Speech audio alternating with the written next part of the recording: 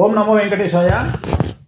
నిన్న కేతన్పల్లిలో కేటీఆర్ గారు మాట్లాడుతూ బీఆర్ఎస్ అనేటువంటి దాన్ని మేము టీఆర్ఎస్ను బీఆర్ఎస్గా చేసిన తర్వాత చాలా సమస్యల పాలవుతున్నాము, చాలా సమస్యలు జరుగుతున్నాయని చెప్పినారు కదా. మీకు ఆల్రెడీ నిన్న బ్రేకింగ్ న్యూస్ కింద వచ్చింది. మళ్ళీ టీఆర్ఎస్గా మారుస్తూ ఉన్నాం బీఆర్ఎస్ అని చెప్పడం జరిగింది కదా.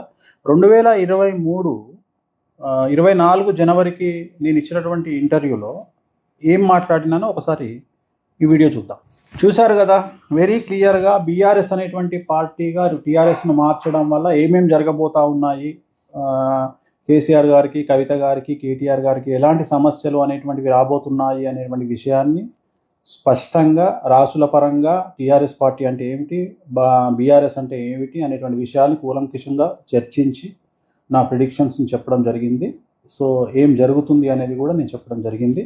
సో ప్రస్తుతం దాని మీద టీఆర్ఎస్ ముఖ్యుల్లో చర్చలు నడుస్తూ ఉన్నాయి. త్వరలో బీఆర్ఎస్ను టీఆర్ఎస్గా మార్చడానికి వచ్చే ఎన్నికలలో 2028లో కానీ 2029లో కానీ తెలంగాణలో జరిగే ఎన్నికలకు మళ్ళీ టీఆర్ఎస్గా మారి పార్టీ ముందుకు రాబోతున్నది అనేటువంటిది మనకున్నటువంటి ఇన్ఫర్మేషన్.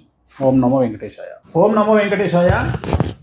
నిన్న కేతన్పల్లిలో కేటీఆర్ గారు మాట్లాడుతూ బీఆర్ఎస్ అనేటువంటి దాన్ని మేము టీఆర్ఎస్ను బీఆర్ఎస్గా చేసిన తర్వాత చాలా సమస్యల పాలవుతున్నాము, చాలా సమస్యలు జరుగుతున్నాయని చెప్పినారు కదా. మీకు ఆల్రెడీ నిన్న బ్రేకింగ్ న్యూస్ కింద వచ్చింది. మళ్ళీ టీఆర్ఎస్గా మారుస్తూ ఉన్నాం బీఆర్ఎస్ అని చెప్పడం జరిగింది కదా.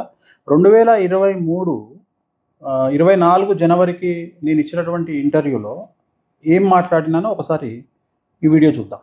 చూశారు కదా, వెరీ క్లియర్గా బీఆర్ఎస్ అనేటువంటి పార్టీగా టీఆర్ఎస్ను మార్చడం వల్ల ఏమేమి జరగబోతా ఉన్నాయి, కేసీఆర్ గారికి, కవిత గారికి, కేటీఆర్ గారికి ఎలాంటి సమస్యలు అనేటువంటివి రాబోతున్నాయి అనేటువంటి విషయాన్ని స్పష్టంగా రాసుల పరంగా టీఆర్ఎస్ పార్టీ అంటే ఏమిటి, బీఆర్ఎస్ అంటే ఏమిటి అనేటువంటి విషయాన్ని కూలంకషంగా చర్చించి నా ప్రిడిక్షన్స్ని చెప్పడం జరిగింది.